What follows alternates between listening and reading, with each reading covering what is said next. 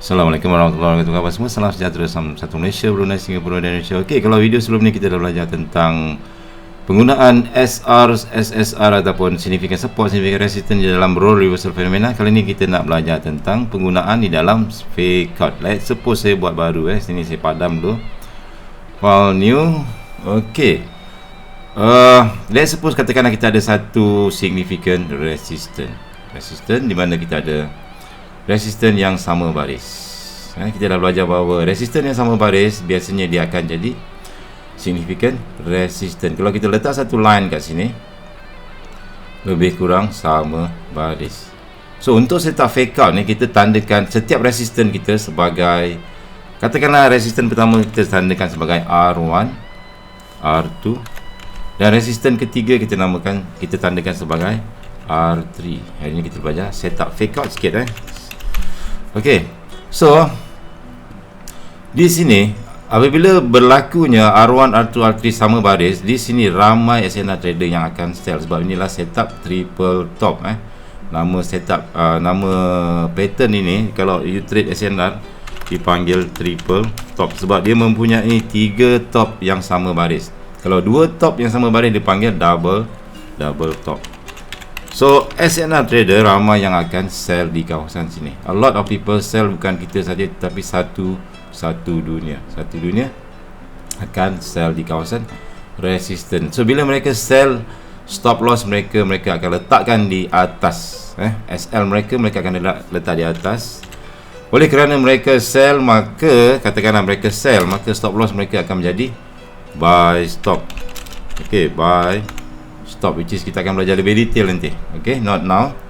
Ini adalah video. Okay, satu lagi, ini untuk SNR trader. SNR trader akan sell. Okay, ni this is SNR trader. Satu dunia SNR trader. And ada satu jenis lagi ialah breakout trader. Breakout trader pula, dia ni bila dia tengok sini resistance R1, R2, R3, dia cakap resistance ni kuat. So kalau price break ke atas, mesti price terbang ke atas. Okay, right. So apa mereka buat ialah mereka akan letak order buy stop. Ini adalah breakout trader. Mereka akan letak order buy stop. So kalau you perhatikan di sini, ada banyak order buy stop di atas daripada kawasan resisten kita. So ada banyak order buy stop breakout trader dan juga buy stop ataupun stop loss daripada SNR trader. So ini memberi peluang kepada big trader ataupun jerung-jerung Soros and the gang whatever untuk letak order sell limit di sini.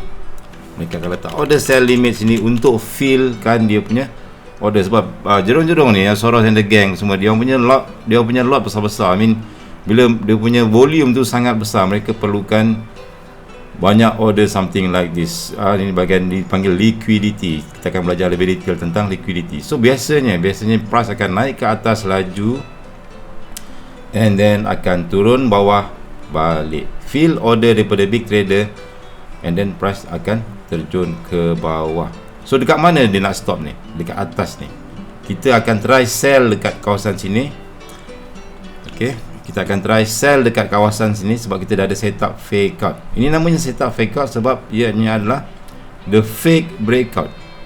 Price break resistance R1, R2, R3. Dia buat breakout, tetapi dia fake. Fake tu maksudnya dia tipu. Lepas dia break, dia terjun ke bawah.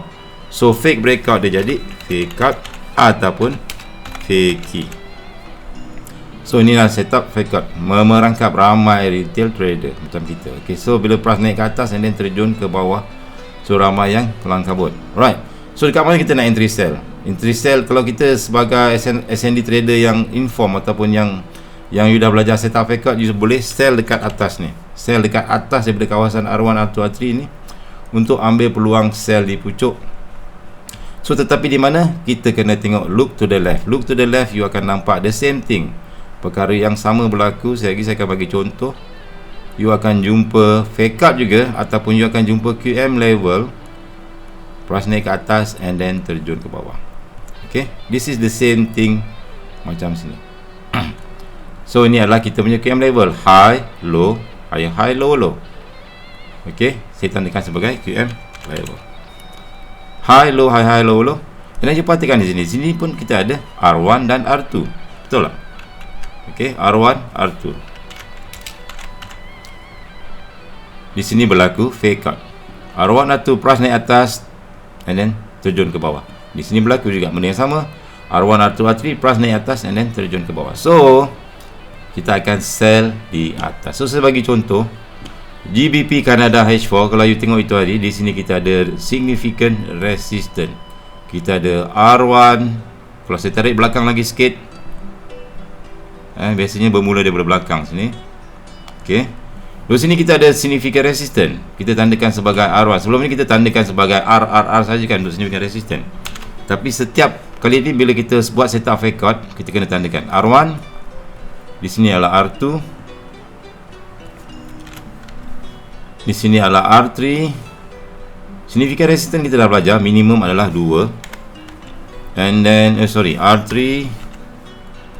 And di sini adalah R4. Di sini adalah R4. Okey, R1, R2, R3, R4 sudah jadi, kemungkinan besar akan jadi setup fake out. Okey. So dekat sini saya tulis fake out. Alright. Di sini setup fake out. So dekat sini apa jadi? Price naik ke atas, laju naik ke atas, break kita punya significant resistance, tetapi sampai atas dia turun bawah balik. So dekat sini kita standby untuk sell. Kita akan sell. Ini peluang sell untuk kita.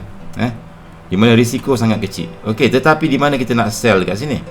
Kita nak sell di sini, kena tengok belakang. Tengok belakang, wajib ada benda yang sama yang macam saya lukis tadi. Okey. So di sini kita ada R1, R2.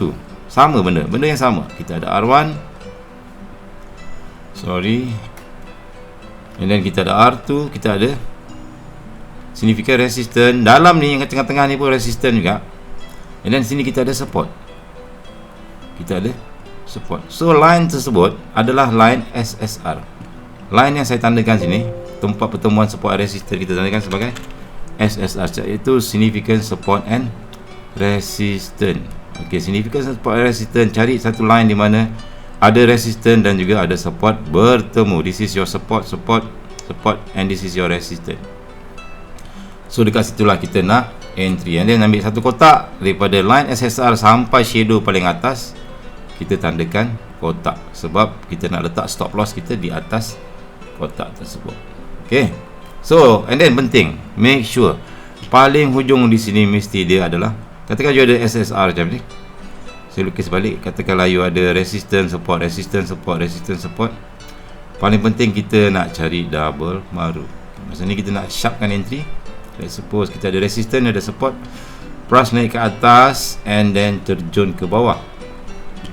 Di sini, di kawasan sini ni, di sini ataupun di sini kita mencari CS double maru. Double maru macam ni, dia drop and then dia drop.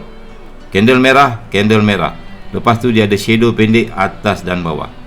Bawah ada shadow, atas ni pun ada shadow. Ini dipanggil candlestick double maru. Dan open price second maru. Yang second maru ni kita akan belajar lebih detail nanti bab double maru. Ini adalah first maru bozu. Candle merah ni yang pertama, first. Ini adalah second maru. Letakkan price ni dekat open price second maru, tempat pertembungan kat sini. Okey. So kita punya zone di sini. Ini dipanggil CS double maru. Open price second maru ni, kalau you perhatikan, dia biasanya akan sama baris dengan resistance dan juga support. So dapat entry kat sini, floating very small, lebih kurang berapa pip tu, but reward dah cukup bagus. Okay, so kita ada setup. So sebagai contoh lagi, Euro USD di sini saya ada satu entry di sini. Kita ada resistance first, bisa price naik, kita ada resistance sini, resistance 1, resistance 2, belakang ni pun ada resistance. So sini dah jadi significant resistance. Price naik atas laju, sama konsep, tengok belakang kita ada resistance and then price naik ke atas, terjun ke bawah. Di H1 sini stop loss kita di atas. Stop loss tak jauh bang, daripada sini sampai sini lebih kurang dalam 10 pip. So kalau you nak cari double maru ataupun you nak cari SSR dalam ni, apa you buat ialah you tukar pada time frame kecil. Saya tukar kepada time frame M5. Yes, think M5 ke M15. Tadi saya jumpa double maru ni. Sekejap. M1 kot. Yes, dekat sini M1. Exactly. Kita kena buat top down analysis. So di sini adalah resistance kita yang saya tandakan tadi. Resistance. Kita ada resistance kat sini. Okey, kita ada resistance di sini. And then dekat sini kalau saya besarkan sikit lagi, you ada resistance, you ada support sini, then you ada double maru. Your double maru is here. Drop and then drop. So dekat line ni lah tempat entry yang paling cantik. Kalau you perhatikan nanti dekat sini dia betul-betul touch dekat this area. Floating berapa pip ni? Okey. Dalam 1 pip, 2 pip saja. Okey. So sekarang bila dah entry macam ni, apa you buat ialah you just relax, tenangkan fikiran. Stop loss 10 pip. Sekarang price dah turun sebanyak 42 pip. Dah satu nisbah 4. So you dah boleh dropkan you punya stop loss. Letak break even dekat bawah. That's it. Itu je cara kita trade menggunakan setup fake out ataupun significant support dan significant resistance menggunakan fake out. Okey, hingga bertemu kembali video seterusnya. Assalamualaikum warahmatullahi wabarakatuh.